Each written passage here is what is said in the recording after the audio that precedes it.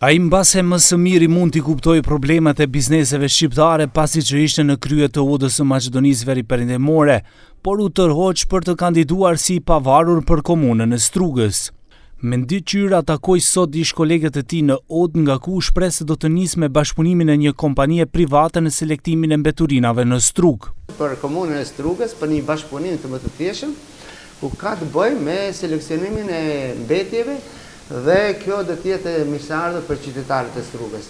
Ne do të fillojmë të bashkëpunojmë normalisht ka dita e parë me Odën ekonomike, sepse ka çfarë ofron.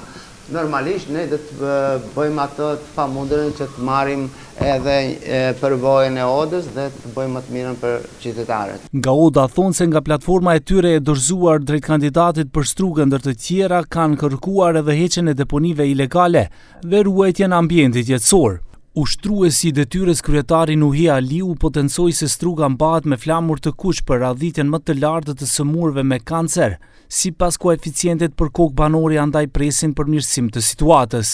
Zotni Mendiu dha sqarime dhe dha projektet e veta, projekcionet e veta se si në të ardhmen Strugën jo të jetë në vendin e parë, por të jetë në vendin e fundit në aspektin e sëmundjeve kancerogjene, për arsye se kishte projekte të veta konkrete me të cilët do ta zbuzë, të gjitha ato faktorë që ndikojnë në këtë sëmundje kancerogjene të eliminohen. Ndër temat tjera që janë diskutuar në takim ndërmjet Odës dhe kandidatit Qyra janë përshpejtimi i dhënies së lejeve të ndërtimit, sjellja e planit urbanistik, funksionalizimi i administratës, të ketë transparencë dhe të zbatohen ligjet që kanë të bëjnë me pushtetin lokal.